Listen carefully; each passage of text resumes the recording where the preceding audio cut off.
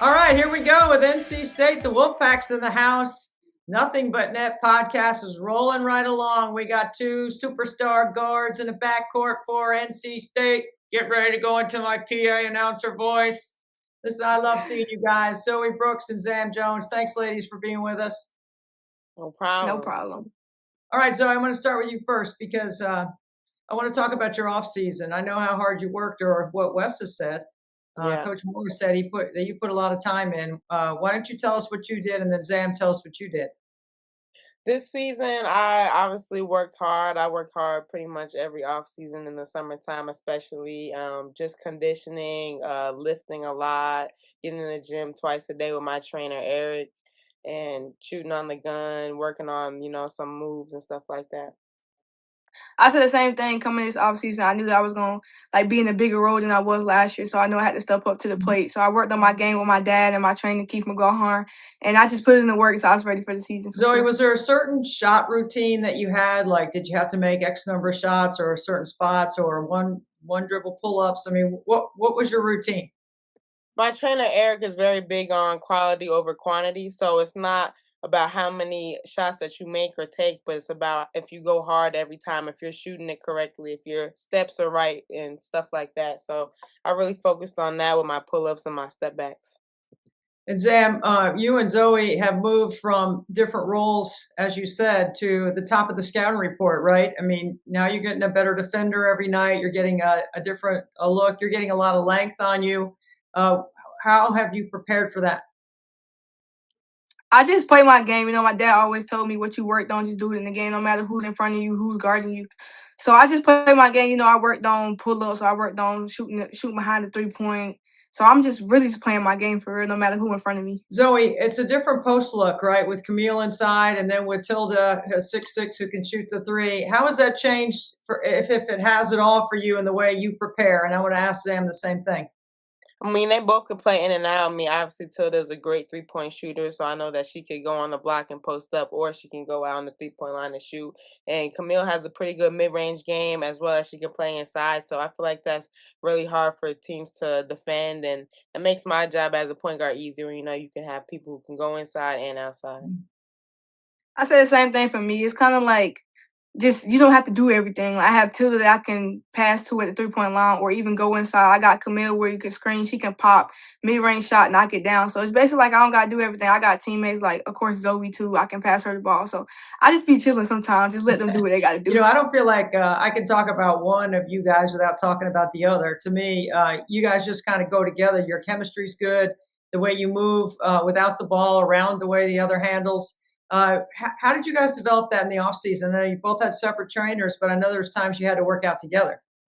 Yeah. Well, we work out together pretty much every day with Coach Ashley, just working on shooting and sometimes defense and just playing off each other, drive and kick. So I feel like that helps our chemistry a lot. And we played together last year, as you guys all know, and we had a lot of time in the summer to try and, build stronger chemistry. Like Z said, we stepping in the bigger roles. So I feel like we had a lot of time to work on all that. I said the same thing. Coach Ash prepare us. We train every single day before practice, even after sometimes. So just being comfortable around each other, knowing that I got her back and she got my back is just a joy to play with her by my side. Zam, there's 4 losses on the record, and everybody thought that the house was falling down, right? I mean, it seemed like on the outside your locker room, that people were concerned. Like, what's up with NC State?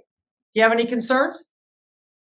No, like I said at the beginning of the season, we a young team. We got to get it together. But at the end of the day, we know what's going on in our locker room and what we got going on with our team. So we cancel all that outside noise out. We focus on ourselves. We not struggling. We good for sure. How about you, Zoe?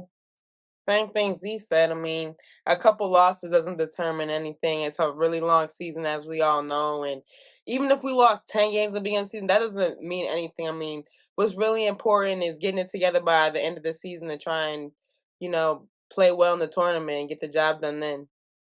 If anybody didn't think you guys were on the same page, all they have to do is listen to both your responses. I mean, you guys are identical in your way of thinking. Yeah. Okay, so you go down to Miami, and you basically handle things pretty simply, it seemed. And now you're 1-0 in the league, and you're getting ready to play your next ACC opponent, Georgia Tech. How important is it for you guys to get off to a good start in the ACC, Zam? I feel like it's very important, Coach Moore emphasized before the Miami game, the record is 0-0 at this point. We got to go out there and play our game no matter if we lose or win. But I say mindset, he's always preached effort. Like, we came out in Miami with a lot of energy. So just off the tip, we got to come with energy. We can't come lacking in the first quarter, second quarter. We got to play all 4 quarters hard and with energy. Zoe, you lead in a different way in my perspective. I mean, you're not always the rah-rah local or vocal. Like, you do things differently. How do you make sure that everybody's energy level is where it needs to be? Just before the game, making sure everybody's head is good. And before the game, we always do our little pregame. I can tell you what we do, but we have our little pregame huddle and we say we got to do. And I know when we're loud and our energy is there and that, I know we're going to have a good day. Like, before our Miami game, like, our little team huddle, when we said, like, the energy was good, our coach KJ even said, dang, like, y'all said that with y'all's chest. So I kind of knew we were going to have a really good day off that. What's so fun about playing in Reynolds Coliseum? Everybody talks about it being one of the toughest environments, not just in the ACC, but in college basketball. What's so fun about being in there, Zam? It's just the fans are incredible. We go to all these big schools where they got a big gym and they can't fill out the whole gym. But at Reynolds, you can fill out the whole gym no matter who we playing. So and our fans are so like into the game, like they love it for real. So it's being in there, being loud. I just love them for real. Like Reynolds fan, I said in Miami to my team, I'm grateful for Reynolds fans because our fans be there every game, no matter we on Christmas break, spring break, they there. And Zoe, when you look up at the band, that must be the biggest pep band in all of college women's basketball. There's more brass up there than there is anywhere else that I've seen. What about you? Yeah, I mean, just our fans are so loyal. Like, since I came here my freshman year, like, I don't think that the gym has ever been empty. Like, even in our exhibition games, like, they still fill it out and they love us no matter what. If we lost every game this season, we know that they're still going to show up and support us and still think that we're going to win every game. Like, they give us that energy that we need. Well, let's talk about Coach Moore for a second here because you both have a unique relationship with him. I got a good relationship with him. I enjoy being around him, but I go to lunch with him sometimes. You guys ever go to lunch with him? No, I need to. Sometimes. I need to take him to lunch today. For sure. Would you go on City Barbecue Day or would you go on Burger Day? No, I would take him to like Sammy's. He loves Sammy's. Yes, he does. He's got a running tab up there, I think. I'm putting it out there for all the Yeah. I know. On the days that he drives his little red Corvette, does that mean practice is going to be a certain way? I've never seen him drive that Corvette. The only time I see that is when we go to his house for like team dinner or something with a recruit. I've never seen him with the Corvette, only his Lexus. Oh, you know how bad of a driver he is. I've been in that Corvette. Oh, trust, I know. Trust, we don't. He crashed the golf cart when I was here. He crashed the golf cart. Tell us that story. Dang. So when I was on my official visit, or it might have been unofficial, I don't know. But when I was on a visit here, my dad had to get to a meeting for work, and Coach West was driving me and my mom and him in the golf cart. And so when my dad said he had to get to the meeting, he started rushing around campus, and then he crashed the cart. He crashed the golf cart in front of everybody and just kept going and said, oops. Oops, and kept going. What about you, Sam? What's your best Wes Moore story? I would say I think it was on the way to some NIL event, I think, at the football facility. And he was just yelling at everybody, honking the horn, no matter who it was. Coach Moore could be in the wrong, and he's just laying on the horn. Get out my way! It was just funny. You guys have obviously enjoyed playing in Reynolds, playing at NC State. You've had a lot of experience, Zoe. You've had Final Four experience. You've won a championship before. How do you help make sure that everyone understands how hard it is to work to get there? I mean, it's really hard. I mean, I feel like that year was one of the best years of my life, and it was also one of the most challenging years of my life because I learned so much, and I had to learn really quick. I mean, I was a freshman, and I was kind of thrown into the fire, and I had a pretty decent role as a freshman on such a talented team, and it takes a lot of teamwork, and we just really all loved each other, and we wanted it really bad. I mean, our seniors like River and Mimi, they didn't want their season to end, and I feel like that's what really took us so far. Nobody wanted to lose. I don't know if you guys are soccer fans or not, but obviously everyone knows NC State men lost in the national championship game in overtime this week. Did you guys go, or was it too cold, or could you not get a ticket, or did you have something else going on?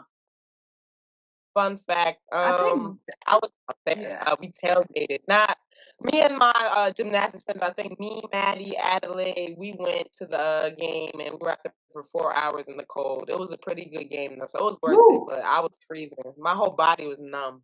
I don't like the cold. I could not be out there. I hate the winter. So I was like, I'd catch it on TV or It was something. pretty exciting in there. It was like a home match, wasn't it?